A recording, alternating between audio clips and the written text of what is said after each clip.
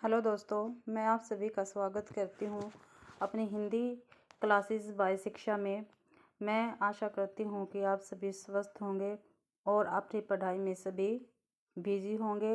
मैं आपके लिए लेके आई हूँ 2023 का स्टेट हिंदी का पेपर। तो शुरुआत करते हैं क्वेश्चन नंबर 1 से, यानी 91 से। 7 जून 1955 ईस्वी को गठित राज्यसभा आयोग के अध्यक्ष थे। कौन थे भाई? श्री बाल गंगाधर खेर। इनको हम बीजी खेर भी कहते हैं। अगला क्वेश्चन है, कवि एवं तार सप्तक के संबंध में कौन सा युग्म असंगत है? आपने देखना असंगत पूछा है, थोड़ा इस पे अपना ध्यान रखना, क्योंकि स्टेट में हमेशा संगत असंगत के कारण ही हमारे प्रश्न गलत होते हैं। तो पहला है नेमिचंद्र जैन जो है तार सप्तक के, धर्मवीर भारती जो है दूसरे सप्तक के, मदन वात्स्यायन है तीसरे सप्तक के, केदारनाथ सिंह यही हमारा गलत है, क्योंकि केदारनाथ सिंह क्या है? तीसरे सप्तक के है। ठीक है, तीसरे के। आगे हैं, बतरस लालच लाल की मुरली धरी लुकाए, मोह करे मोहिनी हंसे देहन कहे नटे जाए। उपयुक्त पद्यांश में अनुभाव का कौन सा भेद प्रयुक्त हुआ है? तो इसमें हुआ है वाचिक। भाई थोड़ा सा आप एडजस्ट कर लेना, बस यही पीडीएफ जो है थोड़ी ब्लर है, बाकी सभी ठीक है। तो आशा करती हूँ आप इसको अच्छी तरह से देख लेंगे। मैं सत्य कहता हूँ सखे सुकुमार मत जानो मुझे, यमराज से भी युद्ध को प्रस्तुत सदा मानो मुझे। तो अब इस पद्यांश में आपको रस बताना है। इसमें कौन सा रस है? वीर रस है, रौद्र रस है, करुण रस है, श्रृंगार रस है। ठीक है, तो इसमें क्या है? वीर रस, क्योंकि वीरता की बात इसमें की गई है। अगला है हमारे पास, समासिक पदों की दृष्टि से कौन सा विकल्प सुमेलित नहीं है? ये क्या है? हरिकेश भूवीरीय समास है। ठीक है, और मंदाकिनी तत्पुरुष समास, उचित अनुचित द्वंद्व समास, अनुरूप अविभाव समास। देखो भाई, इसमें हमारा गलत है ऑप्शन बी, मंदाग्नि। मंदाग्नि होती है जो पेट में पाचन को अच्छी प्रकार से न पचा सके, उसको क्या कहते हैं? मंदाग्नि कहते हैं। भाई जो मंदाग्नि का वर्ण कमजोर पाचन शक्ति के रूप में किया जाता है, जो पाचन को कमजोर रखती है उसके रूप में किया जाता है। तो यही हमारा क्या है? गलत है। और सभी ठीक है। उचित अनुचित में द्वंद्व है, और अनुरूप में क्या है? अनुरूप हो गया अविभाव समास, क्योंकि इसमें आपकी उपसर्ग आ गई इसलिए। अगला क्वेश्चन है, निम्न में से क्रियात्मक अनुसंधान का सोपान नहीं है। देखो अभी भी नहीं पूछा है, तो इसलिए कह रही हूँ नहीं पे जोर देना आपने। समस्या की पहचान करना, ठीक है। समस्या को परिभाषित करना एवं उसकी सीमाएं तय करना, ठीक है। समस्या के कारणों को विश्लेषित करना, क्रियात्मक अनुसंधान हेतु कल्पना का निर्माण नहीं करना। ये देखो भाई, नहीं करना, यही क्या है? हमारा गलत है, यानी ये आंसर हमारा ठीक है। ओके। अगला है, जयशंकर प्रसाद के कर्तव्य के संबंध में अनुचित विकल्प देखिए। अनुचित, ठीक है, अनुचित में आएगा। अब देखो, पहला है, इनकी प्रथम कहानी ग्राम शीर्षक से प्रकाशित हुई। बिल्कुल ठीक है। इनकी आंसू रचना विरहानुभूति का उत्कृष्ट काव्य है। ये भी बिल्कुल ठीक है। इनकी झरना रचना को आचार्य नंदुलारे वाजपेयी ने छायावाद की प्रयोगशाला का प्रथम आविष्कार का। ये भी ठीक है। अब हमारा गलत कौन सा? डॉक्टर बच्चन सिंह के अनुसार इनकी कामायनी रचना बड़ी विशद कल्पना और मार्मिक उक्तियों से परिपूर्ण है। यही हमारा क्या है? गलत है। अगला क्वेश्चन है, निम्न में से कौन सा उद्देश्य लेखन कौशल का नहीं है? छात्रों को लिपि शब्दों मुहावरों का ज्ञान कराना, बालकों को सुंदर स्पष्ट और सुडौल अक्षर लिखने में निपुण बनाना, बालकों को वाक्य रचना के नियमों से परिचित कराना, बालकों को रुचि के अनुसार छोटे छोटे गीत सुनाना। ये भाई ये गलत है हमारा, ठीक है। क्योंकि देखो लेखन कौशल में ये नहीं है भाई हम बच्चों को क्या छोटे छोटे गीत सुनाएंगे, नहीं। लेखन कौशल में तो हम उनका छात्रों जो लिपि है उसका सुधार करेंगे, शब्दों का सुधार करेंगे, मुहावरों का सुधार करेंगे, बालों को सुंदर, स्पष्ट और सुडौल अक्षर लिखने में निपुण करेंगे, और जो वाक्य रचना है उसके नियमों के बारे में परिचित करेंगे। तो हमारा गलत आंसर यही होता है, बच्चों को रुचि के अनुसार छोटे छोटे गीत सुना, यानी इस क्वेश्चन के अनुसार ये राइट आंसर है। अगला क्वेश्चन है अपना, निम्न वर्णों के उच्चारण स्थल के संबंध में असंगत युग्म बताना है। इसमें भी क्या बताना है, असंगत युग्म। ठीक है, इसमें ई चाहिए कंठ और ऊप में ओष्ठ, तैल ऐसा दंत, टीट ऐसा मूर्धा। अब इसमें आपको क्या बताना, असंगत बताना। अब देखो ई चाहिए, ये क्या होता है, ये हमारा होता है तालु का। ठीक है, और ऊप में ओष्ठ होता है, तैल ऐसा दंत होता है, री टैश मूर्धा होता है। अगला क्वेश्चन है, आचार्य विश्वनाथ के मत में रस की विशेषता नहीं है। तो इसमें रस की विशेषता नहीं है उनके। नंबर 1 है रस सत्योदय क्रम में है, रस ब्रहानंद है, रस अखंड है, रस लोकोत्तर चमत्कार है। तो इनका सेकंड वाला कर दो, क्योंकि इन्होंने ऐसे रस के बारे में कोई विशेषता नहीं दी है।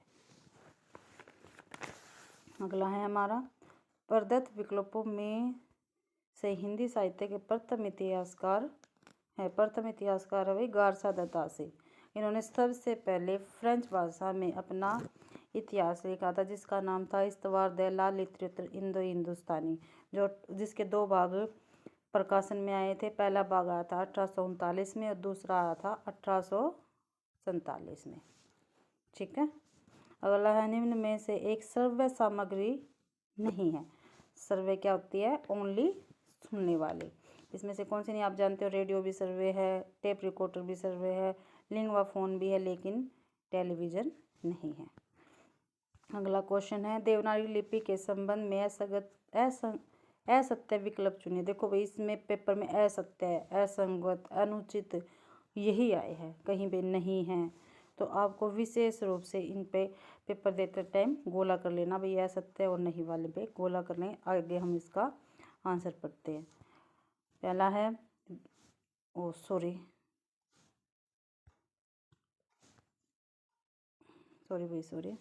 देवनागरी लिपि के उच्चारण एवं प्रयोग में समानता। दूसरा, इस लिपि का विकास सर्वप्रथम उत्तर भारत में हुआ। अगला है, राजा जयभट्ट के शिलालेख में इस लिपि का सर्वप्रथम प्रयोग हुआ। आरंभ में इस लिपि के वर्णों पर शिरोरेखा नहीं लगाई जाती। देखो भाई, इसमें से हमारा जो गलत है वो है बी। ठीक है, अब आप ये देख रहे होगे, देवनागरी लिपि के उच्चारण एवं प्रयोग में समानता होती है, सभी को पता है इस बात का।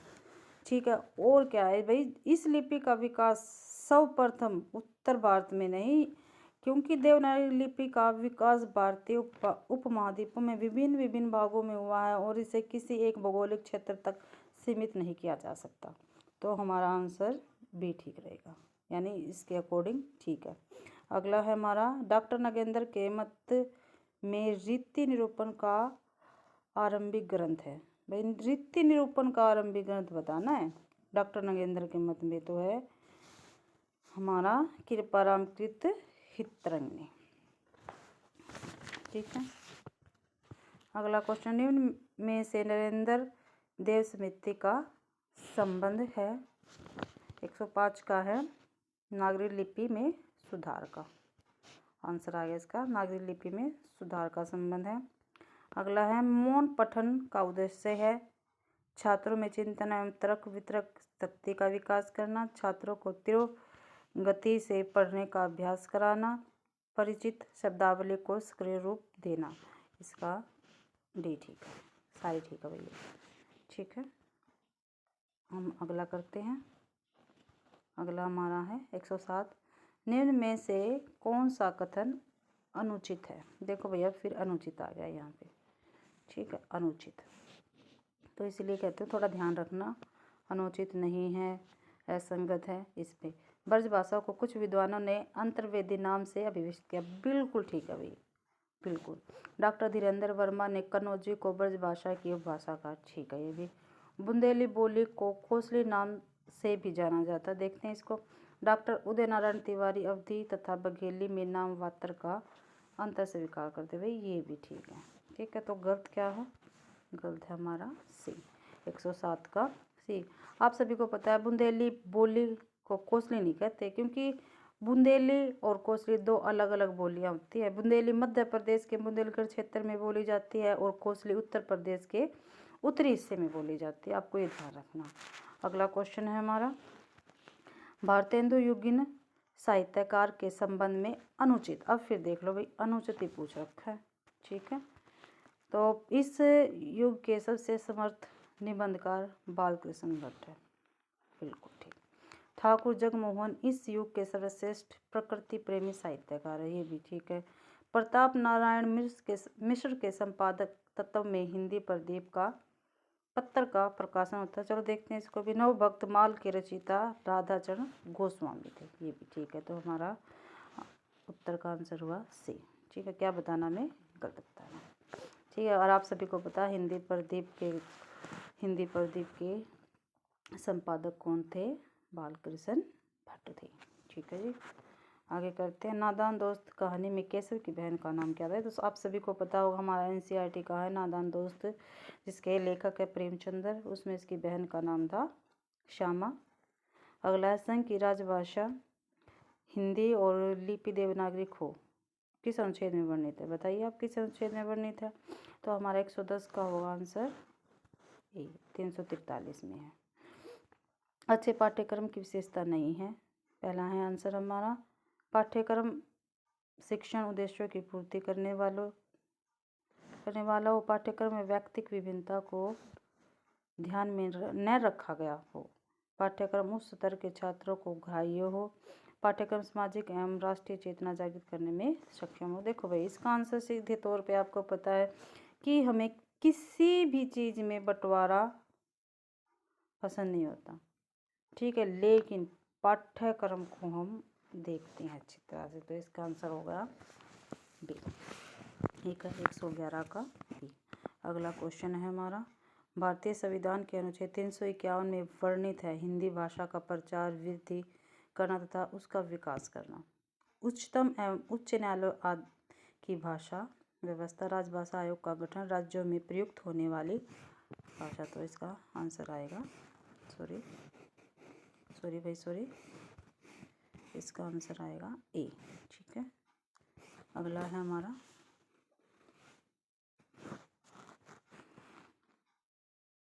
वह चिड़िया जो कविता में कवि ने चिड़िया की कौन सी विशेषता नहीं बताई। अब फिर आ गया भाई, नहीं बताई। अब देख लो, आप ही देख लो। ठीक है, सभी नहीं वाले पूछ रहे। 2023 का TGT हिंदी का पेपर है ये। ठीक है, जो हमारा पिछले साल दिसंबर में हुआ था। अब देखो, इसमें आपने NCERT सभी ने पढ़ी होगी, तो इसका आंसर भी आप अच्छी प्रकार से जानते होंगे। तो पहला है, वह अन्य से बहुत प्यार करती है। आप सभी को पता है जो चिड़िया है वह अन्य से बहुत प्यार करती है। वह पुराने घने वन में बेरोक गाती है। ठीक है, वह साहसी भी है, लेकिन भाई ये गलत है, वह एकांत में उदास रहती है। ये बिल्कुल गलत है और हमारा क्वेश्चन का आंसर यही है। अगला है, मानुष हो तो वही रस खानी, ब्रजो ब्रज गोकुल गांव की गवालिन, जो पशु जे तो कहा बसु मेरो, चेरो नित नंद की धेनु मंझारिन। उपयुक्त पद्यांश में सवैया छंद का कौन सा भेद है? तो भाई इसमें है किरीट। ठीक है, अगला है, छायावाद के संबंध में असत्य विकल्प चुनिए। अब फिर असत्य आ गया असत्य। अब देखो, पहला है, छायावाद शब्द के प्रथम प्रयोक्ता रूपनारायण पांडे है। दूसरा है, छायावादी काव्य अपनी लाक्षणिकता, व्यंजनात्मकता एवं प्रकृति के चैतन्यकरण के लिए प्रसिद्ध हैं। रामविलास शर्मा ने सूर्यकांत त्रिपाठी निराला को ओज, उदात्त एवं विद्रोह का कवि कहा है। सुमित्रानंद पंत की प्रथम कविता गिरजे का घंटा शीर्षक से प्रकाशित हुई। ये सभी ठीक है, लेकिन पहले वाला गलत है, क्योंकि हमारे प्रयोक्ता ये नहीं है। आगे है, शब्द प्रकृति की दृष्टि से कौन सा युग्म असंगत है? अब देखो भाई, छाया तत्सम शब्द है। ठीक है। उलूक तद्भव है, हमेशा विदेशज शब्द है, ठीक है। बीहड़ देशज है, लेकिन जो उलूक है ये हमारा तद्भव नहीं है, ये हमारा क्या है, तत्सम शब्द है, ठीक है। आगे है मैथिली शरण गुप्त कृत साकेत के रूप में अनुचित विकल्प चुनिए। पहला है साकेत रामचरितमानस के बाद दूसरा बड़ा महाकाव्य है। आचार्य रामचंद्र शुक्ल के अनुसार साकेत के 9वें एवं 10वें सर्ग में उर्मिला के वियोग वर्ण में लिखे गए हैं। डॉक्टर बच्चन सिंह के मत में गुप्त जी एक साधक कवि है। इनकी साधना की चरण उपलब्धि साकेत है। गुप्त जी को साकेत रचना लिखने की प्रेरणा हजारी प्रसाद द्विवेदी के लिए कवियों की उर्मिला विषयक उदासीनता से मिली है। भाई यही हमारा ऑप्शन क्या है, गलत है। अगला है किस विकल्प में संधि कार्य असंगत है। अब फिर असंगत आ गया, ठीक है। अब देखो मन प्लस में कामना मनोकामना, यश प्लस में भव यशोभव, सिर प्लस में मणि शिरोमणि, अध प्लस में गति अधोगति, इसमें मनोकामना है, ये हमारा क्या है, गलत है, ठीक है। और सभी ठीक है। हम इसे मन है प्लस में कामना, क्या सीधा मन है लिख के मन है 2 बिंदु और कामना मनोकामना, ठीक है। बस सीधा ऐसे लिखा जाता है, ये आप चाहे देख लेना डिक्शनरी में। अगला है आपका प्रिंसिपल ऑफ लैंग्वेज स्टडी पुस्तक के लेखक, भैया तो आपको सीधा याद करना पड़ेगा, इनके है हेरलार्ड ई पामर। रचना तथा रचनाकार के संबंध में असंगत, ठीक है। फिर असंगत आ गया युग धारा नागार्जुन की है, ठीक है। युग की गंगा केदारनाथ अग्रवाल की, वाणी की व्यथा अजय खंडर रागे के, वाणी की व्यथा इनकी नहीं है, ठीक है। तो यही हमारा क्या है, गलत आंसर है, वाणी की व्यथा। और वाणी की व्यथा के लेखक है भाई शिव मंगल सिंह सुमन। कौन है, शिव मंगल सिंह सुमन है भाई। मैं इससे लिखा नहीं जाता है इतने अच्छी तरह से, तो आप थोड़ा मैनेज कर लेना। अगला क्वेश्चन हमारा 121वां, काव्य शोभाया कर्तारो धर्मा गुणा तत्सिते स्वयंलंकार। अलंकार के संबंध में उपयुक्त परिभाषा किसके, भाई ये है वामन, ठीक है, ये वामन की है। अगला है, ये हमारे लेसन से आ गया, एनसीईआरटी के लेसन से। लोकगीत अध्याय में लेखक ने भोजपुरी के किस लोकगीत का उल्लेख किया, भाई किस लोकगीत का किया है, विदेशिया का किया है, सभी को पता होगा इसका। विभिन्नताओं को दृष्टिगत रखते हुए शिक्षण कार्य करवाना चाहिए, उक्त कथन किस सिद्धांत को परिभाषित करता है। भाई देखो शिक्षण कार्य करवाना चाहिए, शिक्षण का कार्य करवाते रहना चाहिए, तो क्या है इसमें अभ्यास का सिद्धांत है, ठीक है। अगला है प्रत्येक की दृष्टि से कौन सा विकल्प असंगत है। कृतिका प्लस में कार्तिक, संस्कृत प्लस में आयन संस्कृत्यायन, ठीक है। वेधे प्लस में वेधवी, नौका प्लस में, ये गलत है भाई, नौका प्लस में इला नहीं था, ठीक है, ये हमारा गलत है। इसमें है नोक प्लस में इला होता है, क्या होता है, नोक, इसमें आ का डंडा नहीं आएगा, ओनली नोक आएगा, नोक प्लस में इला, ठीक है, इला, ये हमारा ठीक है। अगला है किस विकल्प के शब्दों में एक से अधिक उपसर्ग प्रयुक्त हुए हैं। आपको बताना भाई इसमें से कौन सा ऐसा विकल्प है जिसमें एक से अधिक उपसर्ग हुए हैं। तो इसमें अध्यारोप में हुए हैं, इसका बनेगा अधि प्लस में आरोप, ठीक है, अधि प्लस में आरोप। अब देखो ठीक है, इसमें अधि भी आ गया, अधि उपसर्ग आ गया, और दूसरा आ गया आ, ठीक है, और रोप इसका मूल वाक्य निकल गया, रोप, ठीक है, मूल शब्द हो गया इसका, ठीक है ना। अगला है अनुचित विकल्प का चयन कीजिए। दोहा छंद के विषम चरणों में 13 मात्राएं होती, ठीक है, विषम चरणों में 13 मात्राएं होती है। अगला है हरिगीतिका छंद के प्रत्येक चरण में 26 मात्राएं होती है। अगला देखते हैं रोला अर्ध सम मात्रिक छंद है जिसके प्रत्येक चरण में 24 मात्राएं होते हैं। अगला है कवित छंद के प्रत्येक चरण में 31 वर्ण होते तथा 16-15 पर यति होती। 126 का हमारा है भाई। देखो इसमें 126 वाले में डाउट है, क्योंकि ये आयोग ने इसके दोनों आंसर ना ये इसके ठीक माने थे, बी और सी, और दोनों को ही नंबर दिए थे। अगला हमारा, इसलिए हम इन दोनों को ठीक मानेंगे।